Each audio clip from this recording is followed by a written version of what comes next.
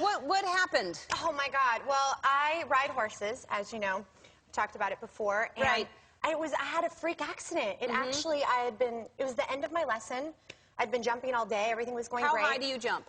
We jump pretty high. We're at about 4.3. 4.3 is high. It's pretty high. Okay. So anyway, Were you in a competition or were you just... No, it was in a lesson. Regular lesson on a Saturday. Beautiful day. And at the end of the lesson, my horse spooked, and I wasn't really expecting it, and I fell off. But I fell off, and I was laughing, and my trainer was laughing. It was very, very silly, so I was actually getting up. And my horse was still kind of spooking. He was in the corner.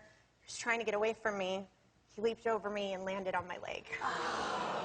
Yeah, right. What's up with that? So he and I heard... No, I really did. And I thought he landed on leaves. And I was hoping it was leaves I was hearing crackling, but that was my bones. So he landed on your leg, and you didn't know right away that it was... I was looking at it. And your boots are high. My boots are high and did you see anything under the... No, I was looking down, and I'm looking, and, you know, I'm not feeling anything. And then I looked, and I'm like, wow, my foot's facing me. And I was like, that's not normal. It was like the exorcist of my foot. So I went to pick it up, because I was just super shocked. I picked it up, and the whole thing just came down. It was just... Right? Didn't I put you in a better mood? Isn't it nice? Yeah, it was just dangling. It was horrendous. So when they finally got the boot off, I was screaming. It was horrible. They took the boot off? Well, they had cut it off. The paramedics took an eternity, although I was told they came in like 5 minutes, which is great. But to me, it was like 10 hours. Sure. So they got there, and they had to cut the boot off, and it was open, so they had, all the bones were...